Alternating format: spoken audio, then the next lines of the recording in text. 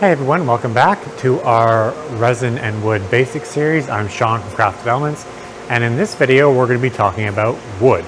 We're going to be talking about where to find wood, what you want to look for when you're searching for wood, how to prep wood, and how to get it ready for using with wood and resin projects, and obviously using in our molds.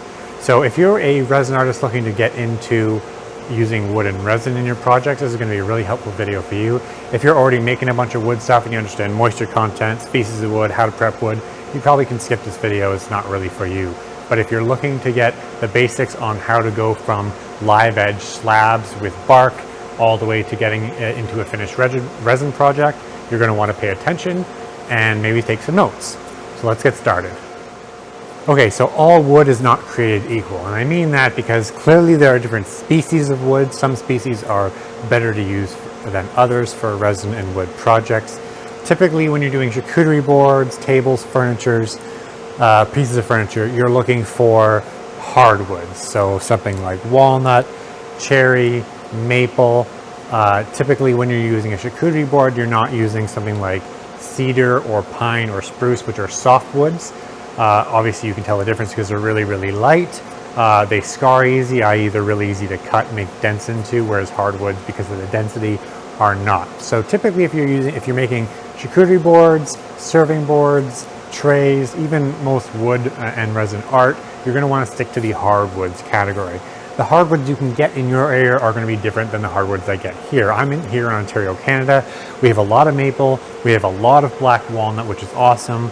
But we don't have, exotic woods. We don't really have, at least in my area, that would be something from, more of the southern United States or like Brazil or Colombia or whatever, right? So I can certainly buy those woods or imported, but these are the easily accessible woods. Where do you find wood? This is a question I get emailed on a weekly basis, especially from people who are just getting started using wood and resin to make charcuterie boards. And I recommend to them the following. I say you can check Google. Do a Google search. Might seem obvious, but do a Google search on live edge wood suppliers to find actual businesses that sell imported dried wood products. Secondly, you would check Facebook Marketplace or something like Craigslist or something like we have here in Ontario, Canada, Kijiji, basically the online private classified ad marketplaces. But you have to be careful, and I say that because, as I mentioned, wood is not all created equal. When you're using wood for resin projects or furniture projects, it needs to be dried wood. It needs to have a moisture content of 6 to at most 10%. If you get a piece of wood from your neighbor down the street or some guy on Craigslist that just cut a tree down from his front yard and chopped it up with his chainsaw, that's fresh wood. It's full of water, it's full of moisture. You cannot use that. There are definitely ways to dry that. You can naturally dry wood or buy naturally dried wood, as long as it was set up in a covered dry place, like a building, a garage, a warehouse, whatever, stacked, separated, and sitting for 2 to 3 years. It can air dry itself to the point where you can use it. Most wood that you're going to find air dried is not going to be sufficient. You want kiln dried wood for your products. Essentially what they do is they take a tree, they slice it down with a mill to 1 inch, 2 inch, 3 inch thick pieces. Then they take those live edge pieces of wood, they stack them on carts, and they put them into a giant wood kiln. And essentially what it is, it's an oven. It heats the wood, the moisture comes out of the wood, and then the compressors and stuff in the kiln suck out all the moisture and put it into the atmosphere, essentially drying the interior of the wood. What happens if you are just going to use wood from down the street or some guy on Craigslist that's not selling you kiln dried wood? Let me show you. Here is a walnut cookie, essentially a piece of walnut sliced instead of this way on the tree, this way on the tree. Really cool for doing projects with. However, this is not a dried piece of wood. This was dried, as in it was sitting in someone's garage for a year. But when I brought this into the warehouse, this crack was not here. And this was perfectly level. If I come a little bit closer, you can see that is a nasty, massive crack, and this side is lower than this side, because what happens is, as wood naturally dries, it shrinks, it contracts, it expands, it moves around. if you use a piece of a wood like this in your resin and wood project, whether you're making a piece of furniture or you're putting in, say, a mold and pouring resin on it, and this happens, it's going to be garbage. It's going to be useless, and it's going to look terrible. So again, I can't stress the importance of proper kiln-dried lumber. How do you know if someone's not pulling your leg? Well, if they're a reputable source, they're probably and they have a kiln on site, you could probably trust them. Otherwise, you can actually buy a moisture meter. It's a little handheld device, battery operated. You put it up to the wood and it will read the moisture in the material. That's probably a little bit excessive. I don't even have a moisture meter, but I also have reliable wood suppliers that I can go to that I know have kiln-dried, pre-planed lumber like this. Wood pricing. Now, the species of wood is going to determine its price and, of course, the location. If you're buying it from a retailer, if you're buying it from some guy who's just doing it as a hobby, pricing is very variable. However, in general, slabs like this are priced per board foot. A board foot is 12 inches by 12 inches by 1 inch, or essentially 1 foot by 1 foot square by 1 inch thick. That's one board foot. And the material is then priced, say, $10, $15, $20, depending on the species, per board foot. Example, here's a piece of cherry. It is 1 inch thick. It is on average 16 inches wide, and it is 45 and a bit long. So 45 times 16, 720. We're dividing that by 144 to convert that back to square footage, and that gives you 5 square feet approximately to this piece. Cherry in my area is $10 a board foot. So 5 board feet times 10 is 50 bucks. This was a $50 piece of wood. Same thing here. On average, this piece of walnut I think is $15 a board foot, but it's an average width of 10 inches. It's 82 inches long. Multiply 820 or divide 820 by 144, multiplied by the board foot price, and it should work out to somewhere around $65. That's essentially how this stuff is priced. If you're buying really small pieces, it might just be $10, $15, depending on what the seller is. If you've got pre-cut pieces for small projects, it's typically not by board foot. I'm using 1 inch thick examples, but let's say we had this in a 2 inch thick profile. You would be doing that 45 times 16 times 2 divided by 144 because it's 2 inches thick, and then you would end up with $100. So this would effectively be twice the price logically because it's twice the thickness. So you really don't want to get wood that's too thin for your project, and you certainly don't want to get wood that's too thick for your project, because if you get really thick wood and you've got to plane it down, like with a machine like this, to make it thinner to fit in your mold or to fit your application, you're just wasting money. Get the wood that's going to fit your project as far as thickness is concerned, and that's going to be the most economical way to do it.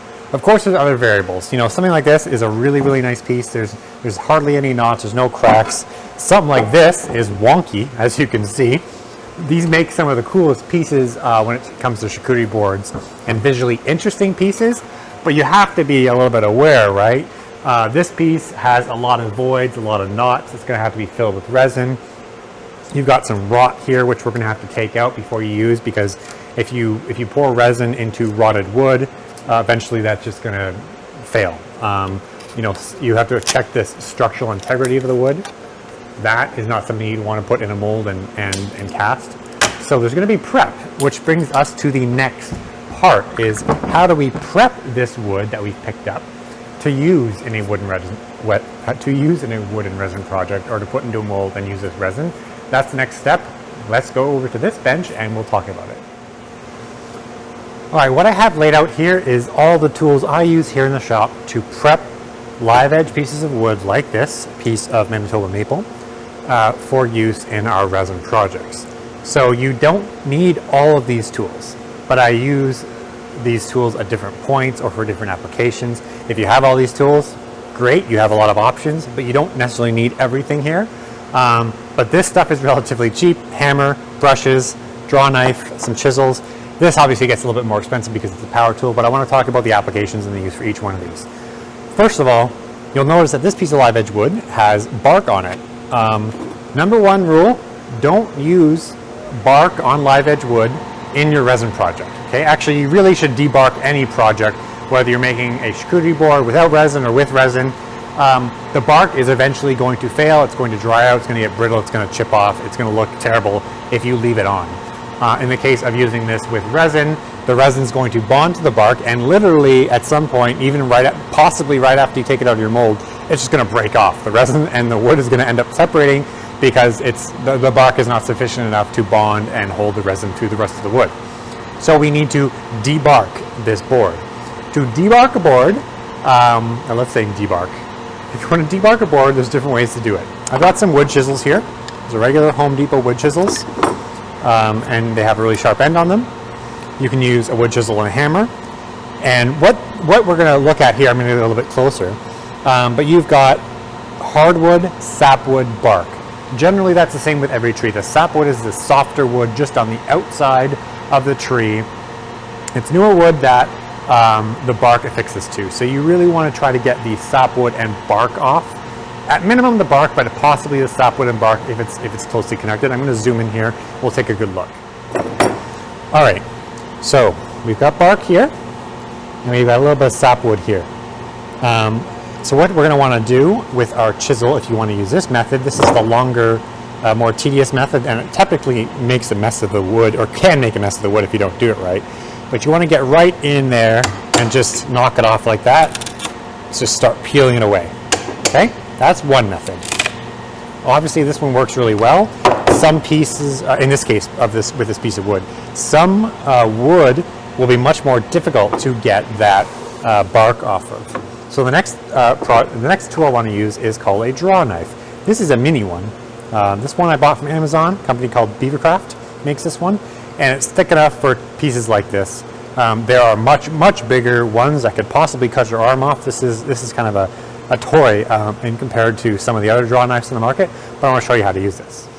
All right, so first thing you want to do is clamp your wood down, because you are going to be using both hands to pull that draw knife along to take the bark off. And to be honest with you, the draw knife is actually my go-to tool. Before I use the chisels, before I use the power tools, I use the draw knife because it is the easiest way to do this in most cases. What you want to do is grab firmly both hands, blade towards you, obviously, and pull. And you can see the knife gets right behind the bark, going all the way over. I might even be out of frame at this point. Let's shift the camera over. All right. And you can see that entire section of bark just comes right off beautifully. And then we're left with this that we can sand or grind down to get smooth. But you can see that was almost no effort with this draw knife, and that's what they're great for. Now the next method I want to discuss is using power tools. So what I have here is an angle grinder with a metal disc on it. You could probably get away with using that, but it's going to make kind of a mess. So what you want to do is get something like this. This is a shaping disc. It's a very hard piece of metal with a tiny little bristles or essentially pins all the way around the perimeter.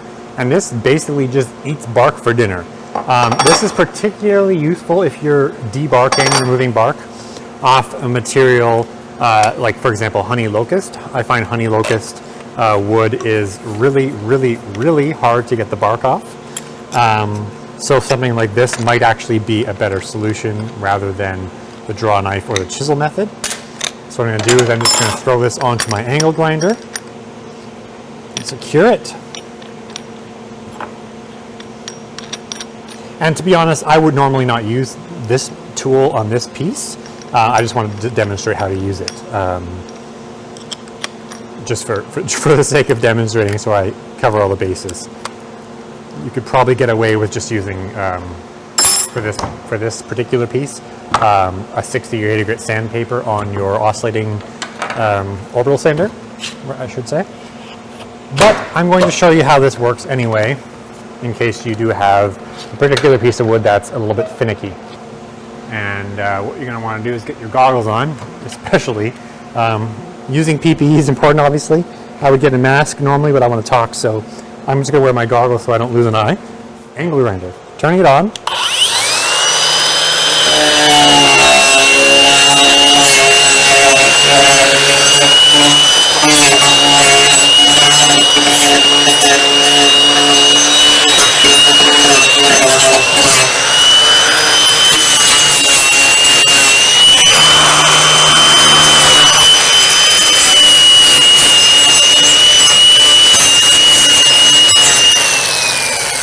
You can see how You can see how fast and effective this is, but you could also do some damage. Like you could easily slip up and end up just taking a chunk out of this wood pretty easily.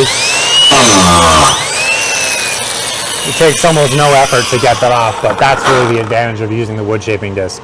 And of course, this shaping disc comes in handy for doing general cleanup. So in the case of this particular piece, we had mentioned earlier that there's a lot of kind of funky wood on this side. Before you use this in a resin project, you want to get rid of most of this. You can see this is all brittle. That's where this shaping disc is going to come in really handy.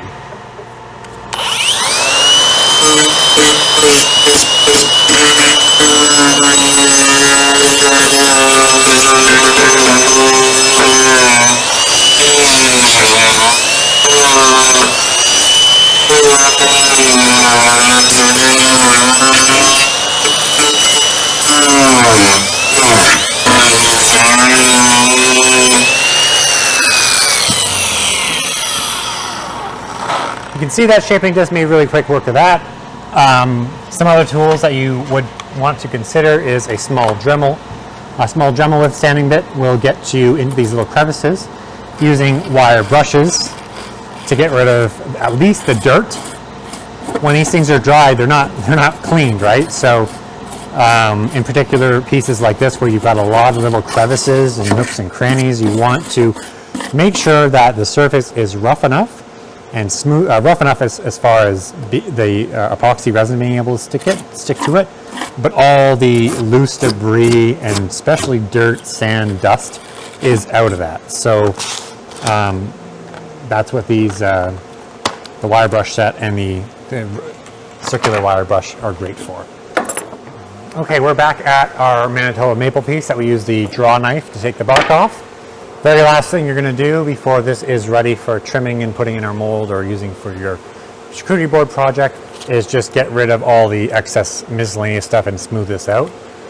Not crazy smooth. You don't want to smooth this till, you don't want to use like a full 100 grit or something. You want to get like a 60 or 80 grit, a really coarse pad to take off the rest of the excess bark and debris that might be stuck to the edge there.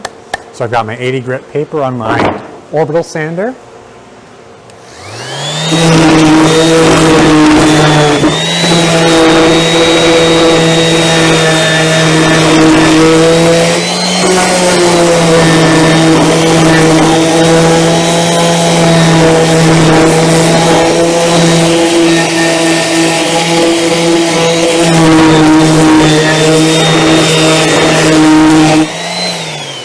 And this wood is literally ready to cut, put in a mold, and use with resin. That basically concludes all the ways you need to make sure that your wood is prepped, clean, and ready for use in your project.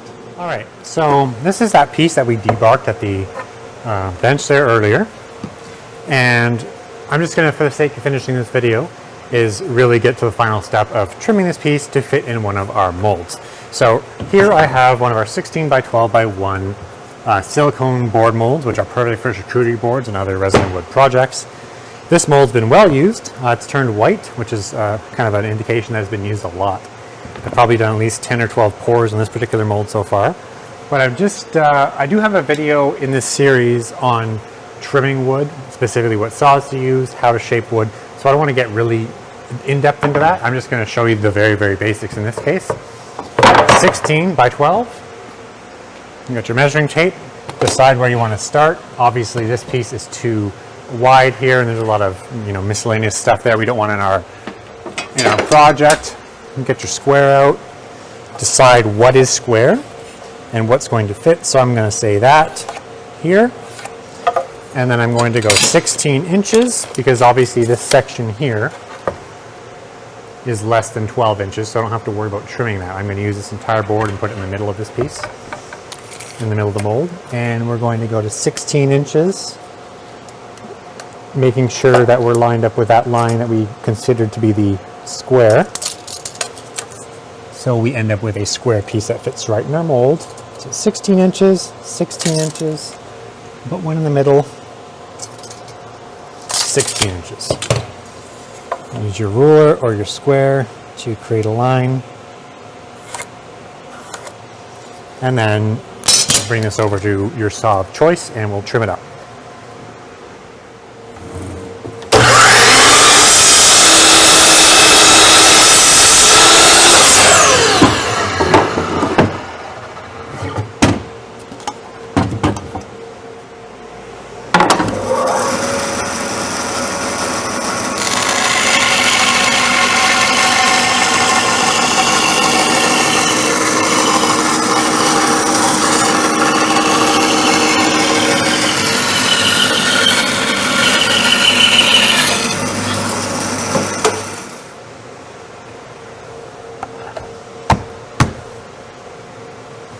All right, and there we go. We are now ready to put our resin in here and finish the rest of this project. All right, well that pretty much brings us to the end of this video. A couple of key takeaways I want to talk about is to really drill in, you want to use dry wood. Do not use fresh cut wood. You want to get wood from a local lumber yard, hardwood supplier, or even someone reputable on Facebook Marketplace, Kijiji, Craigslist, that has kiln dried or at minimum air dried wood with a moisture content between 6 and 10%. If you get fresh wood or really moist wood, use that in your furniture building, charcuterie boards, or resin and wood projects. You're going to be in for a surprise. You're going to have wood that buckles, cracks, warps, and everything in between, which you do not want, especially if you're new to working with wood and resin. You're going to want to get the proper hand tools, like some of the ones I talked about here. To prep that wood, you're going to be wanting to get tools, whether it be hand tools or power tools, to remove the bark, remove the sapwood if needed, remove any dead sort of voids and loose debris, dust, dirt, anything that was left over from the milling process. You want to get that off your piece before you use it with resin or before you start finally shaping your final project. Now, if you found this video useful, I hope you would subscribe to us here on our YouTube channel and smash that like button. We do have an entire series that we've made on resin and wood basics, which you will definitely find helpful if you're new to this. We also have a bunch of advanced videos on using some of our molds, templates, and some more interesting woodworking techniques. So make sure you follow us and subscribe to us here on YouTube for that. I hope you enjoyed this video and get back to your workshop and see what you can make. Happy making. Wait, you made it all the way to the end of this video, which means you get an exclusive 10% discount on anything from craftelements.com or totalboat.com. All you need to do is enter coupon code ERWBVS at checkout. That's ERWBVS. This coupon code is going to get you an instant 10% discount on any of the time-saving molds, templates, or tools at craftelements.com, or head over to totalboat.com and use the code to get some amazing epoxy resin at a 10% discount.